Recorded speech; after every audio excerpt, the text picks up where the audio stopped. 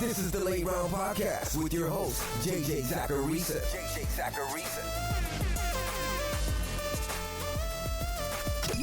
What's up, everyone? It's JJ Zacharisa, and this is episode 798 of the Late Round Fantasy Football Podcast, sponsored by FanDuel. Thanks for tuning in. Remember to check out the Late Round Fantasy Football Patreon. Within the Patreon, I've got in-season weekly rankings, rest-of-season cheat sheets, live stream Q&As, and more. You can also get access to the Discord, which is one of the best places for fantasy football conversations in the space, in my humble opinion. You can check all of it out over on lateround.com. It's a 15 transactions day. Let's get to it. Add Puka Nacua. One of the things that I wrote in the 15 transactions column this week, or the newsletter this week, is that you don't always have to nail the exact outcome for a player in order to be right in fantasy football. What I mean by that is, I liked Puka Nacua during the draft process and earlier this offseason. There was a lot of hype around him throughout the summer, and I bought into that hype because he was a good prospect. And since he was a late round pick in fantasy football, I said to myself, why not? Why not throw that dart? That's why he was featured in the late round draft guide. Now, I'm not saying that to pat myself on the back. I know it sounds like that, but that's not why I'm saying this. Trust me, there are plenty of guys I'm going to be talking about on today's show that I was high on that didn't live up to expectation in week one. I'm just saying this about Nacua because it's possible to be right without actually being right. No one expected this. Puka Nacua's best friends and family, they didn't expect this. He ended week one with a 40.5% target share. That is unheard of. Not only is that unheard of for any wide receiver, for any player, but it's unheard of for a rookie wide receiver who was drafted on day 3. Clearly, that type of target share is not going to maintain, especially if and when Cooper Kupp returns. But one of the positives here with Puka Nacua is that he hit that 40% target share while running 74% of his routes on the outside. He didn't just simply take the Cooper Kupp role. Kupp has been a wide receiver who's taken advantage of the slot. These two players, Puka Nacua and Cooper Kupp, they could live together in this offense. Now, I'm a believer, and data backs this up, that you should be pretty aggressive on the waiver wire with young players who have these breakout games, whether the breakout comes with production or just peripheral numbers. And that's especially true when the player was a good prospect. And I think that Nacua, who wasn't perfect, was still a good prospect. He was second in college football last year in yards per route run. He got the ball in a variety of different ways during his final collegiate season. That signals that he has that versatility and has that talent. So definitely try to get Puka Nacua off waivers this week. And for the record, if you can't get Nacua, don't forget about Tutu Atwell. He played an almost identical amount as Nacua, ending the day with a 21.6% target share and 17.9 PPR points. So if you can't get Nacua, feel free to go after Tutu Atwell. Add Kyren Williams. Puka Nacua's teammate, Kyren Williams, also a nice start to the season. Now, I talked about Williams on last week's Sleeper Show, but I have to admit, it wasn't because I saw this coming. I want to be transparent with you guys. I saw Kyren Williams as a game script-oriented play. There were reports throughout the summer from Jordan Rodriguez from The Athletic in particular, and those reports said that Williams could have a bigger role in this offense. A bigger role than we expect. And the idea to me was that he could play as the team's backfield pass catcher. Maybe Cam Akers is more the early down guy, Kyren Williams the pass catcher. That's what he did in college. I talked about that quite a bit in August on this podcast. And then as underdogs in Seattle, maybe he could get some cheap catches. If you look at the results, that's not really what I meant. I didn't mean that Kyren Williams was going to take over this backfield the way that he did. He saw both of LA's backfield targets on Sunday. That's obviously a good thing. But he also just simply outsnapped Cam Akers by a lot. And it was in a positive game script. Williams doubled up Akers in the snaps department. He had 17.4 PPR points. Now, Akers had 22 carries to Kyren Williams' 15. But that was largely driven by how they used Akers to close that game when the game was out of hand. He saw 8 of those attempts during the Rams' final drive. The Rams had already won at that point. During the first half, and I sent this tweet out while the game was going on, but in the first half, when the first half concluded, Kyren Williams had 26 snaps, Cam Akers had 4. It looks like Kyren Williams is the back to roster in LA. Now, we could be in store for a headache as the season goes on, but he at least should be added this week. Buy Jahmyr Gibbs. This is probably one of the more obvious transactions of the week, but it does need to be said. I would be shocked if we see Jahmyr Gibbs' week 1 usage continue through the rest of the season. He only had 7 carries and 2 targets against the Chiefs on Thursday. He had 8 PPR points. David Montgomery had 75% of the team's running back rushes, Jahmyr Gibbs the remaining 25%. Now, the target share total for the Lions running backs this past Thursday was 6.3%. That number across last season was 21.2%. And it was even higher when they got rid of TJ Hawkinson. There's no chance that we see a sub 10% target share for these running backs throughout the season in Detroit. So this is just a simple reminder that you drafted Jahmyr Gibbs for a receiving role. And while that wasn't there in week 1, it's bound to be there in week 2 and beyond. Don't panic. Add Justice Hill and Gus Edwards. So the first thing I want to say about this is you have to just feel awful for JK Dobbins. We hope he gets well soon. Hopefully he can get back on the football field. Now, without JK Dobbins because of that Achilles injury, the Ravens are going to look to Justice Hill and Gus Edwards and maybe Melvin Gordon too. And this could go in a lot of different directions, and we should be prepared for it to go in a lot of different directions. I think the most likely scenario here is that we have a completely split backfield. We have Justice Hill and Gus Edwards seeing the most work, and then Melvin Gordon sort of sprinkling in. And there's a possibility that the Ravens add someone too. Now, Hill ended up seeing more snaps in total this past week compared to Gus Edwards. But as FanDuel's Jim Sonis pointed out, after Dobbins' injury, things were pretty split. Edwards had 8 carries for 32 yards on 13 snaps. Justice Hill had 7 carries for 9 yards on 15 snaps. Because Gus Edwards has a history of being productive, his career yards per carry is impressively over 5. But because he has that history, I'd probably give him the slightest edge over Justice Hill. If this were Greg Roman, if we were looking at a different offensive scheme, then I'd easily say Gus Edwards. But it does seem like Todd Monken likes Justice Hill. So I very slightly lean Gus Edwards, but both of these guys should be added this week.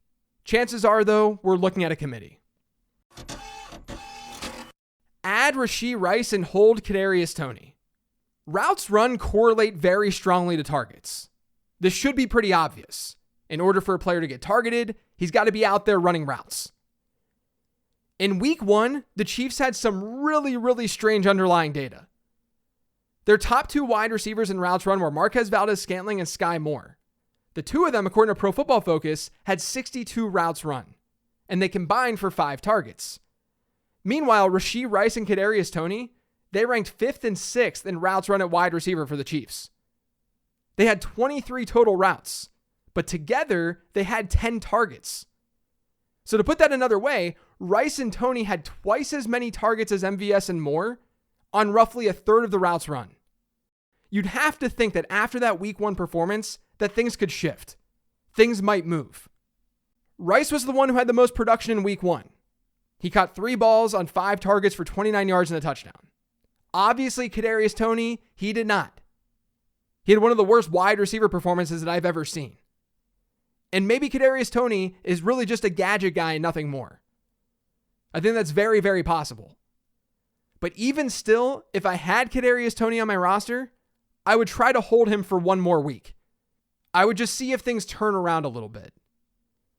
But I think of all these wide receivers right now, the most attractive is probably Rashee Rice. Hold Drake London. Now look, in season, I don't take W's and L's. I've talked about this before. But I have to say, after week 1, Drake London is definitely trending to be an L.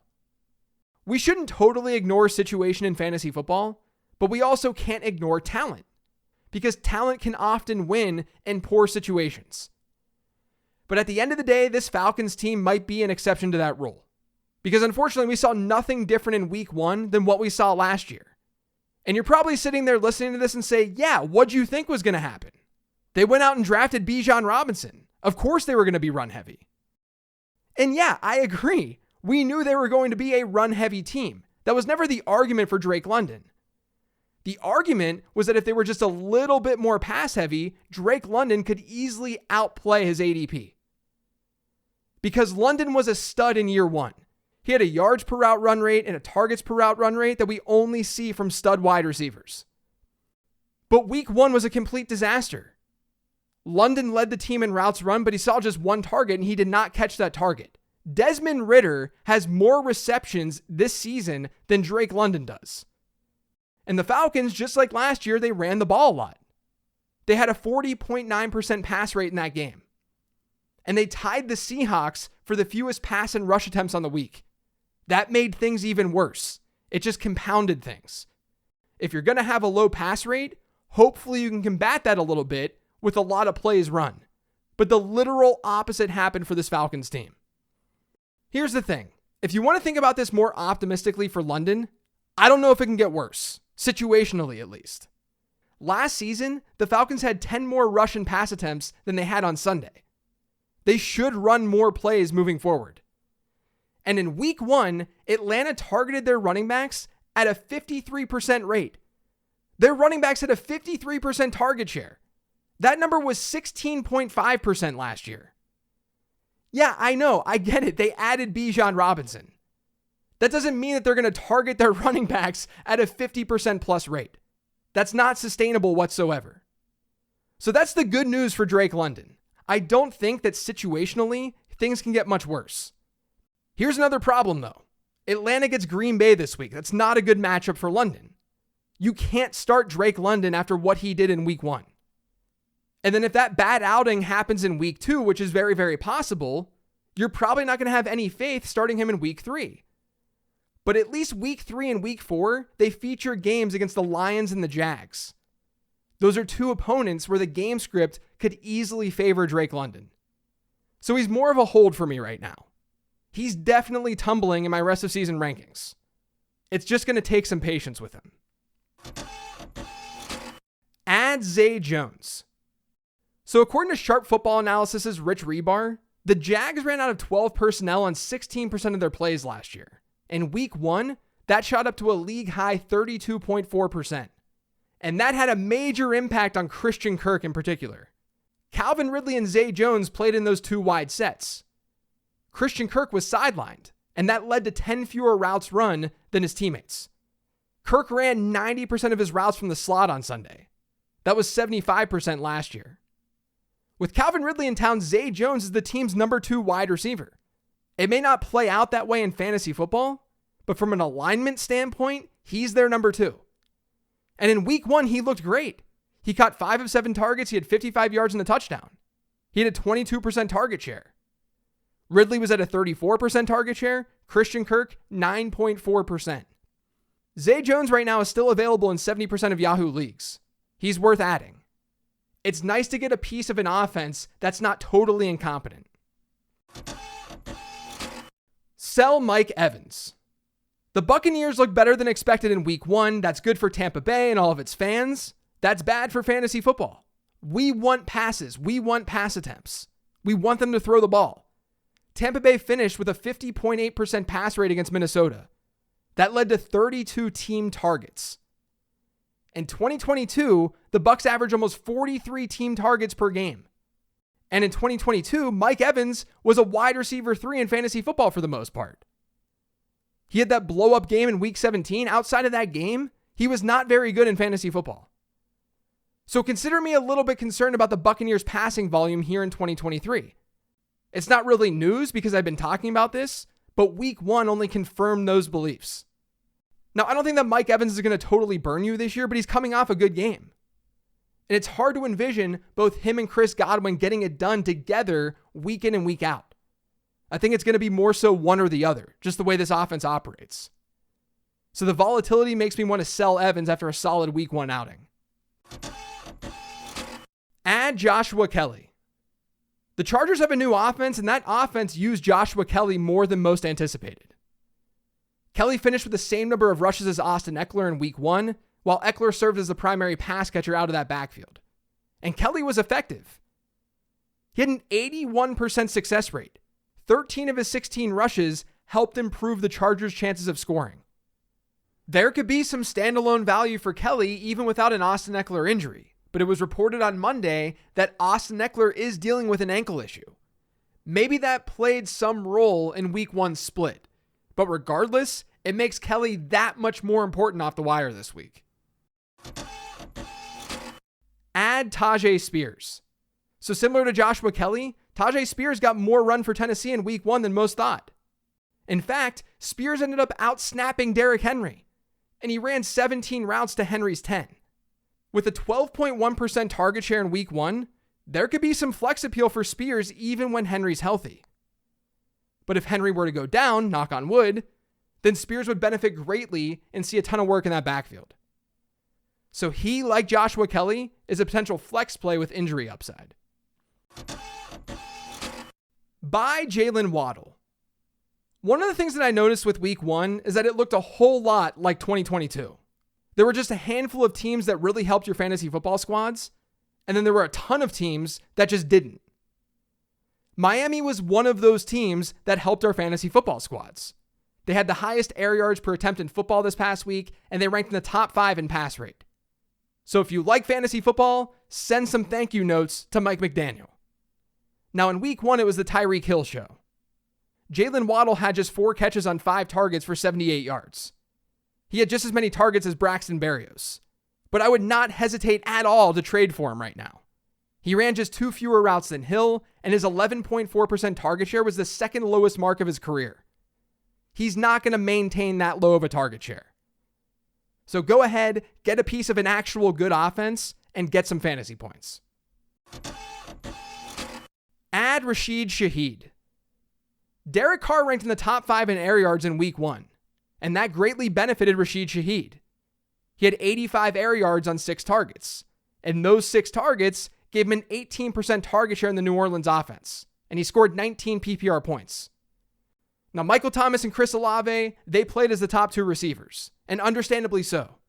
But Shaheed has been so good per target since entering the league last year.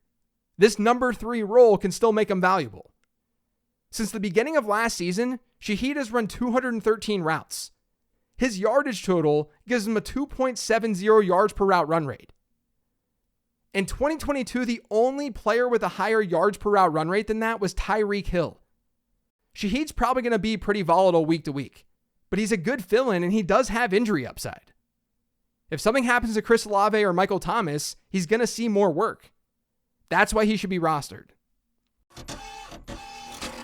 Sell Courtland Sutton. So in 2021 and 2022, when Courtland Sutton played without Jerry Jeudy, he averaged 15.2 PPR points per game. With Jeudy, that falls to 7.5. And his target shares take a hit too. Without Jeudy during this time, he had a 24.8% target share per game rate.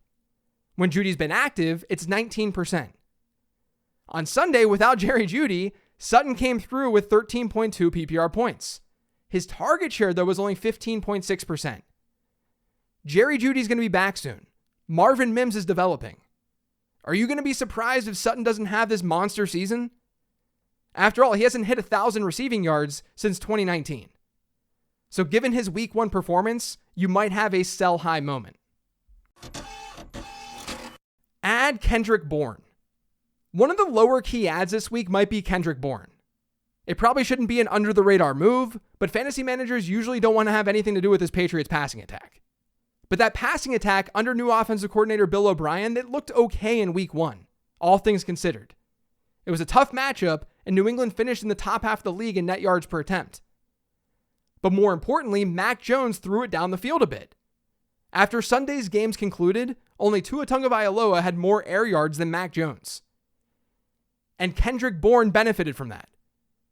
He ran 11 more routes than any other Patriot. That led to a 20.4% target share, and he scored a pair of touchdowns. Now, Devontae Parker being out might have helped Kendrick Bourne a little bit. But Bourne may have also played into a bigger role in this offense. Either way, don't sleep on this Patriots passing attack. Whether it's Bourne or someone else like Hunter Henry, who ran a decent number of routes. Add the New York Giants defense. So according to FanDuel Sportsbook this week, the Giants are 4.5-point road favorites against Arizona in a game with a 38.5-point over-under. In week 1, the Cardinals allowed the most tackles for loss to go along with 3 sacks, and that was without Chase Young. Now, the G-Men had some issues against Dallas, but this is a bounce-back spot for them. It's a much easier opponent. They should be able to get it done in fantasy. That's it for today's show, though. Thanks to all of you for listening. If you get subscribed to the Late Round Fantasy Football Podcast, make sure you are by searching for it pretty much anywhere podcasts can be found. And don't forget to follow me on Twitter, @LateRoundQB. Remember to also follow the Late Round Fantasy Football account on Instagram. You can find it there, @LateRoundFF. Thanks for listening, everyone. I'll talk to you tomorrow with the weekly 10 Trend Show.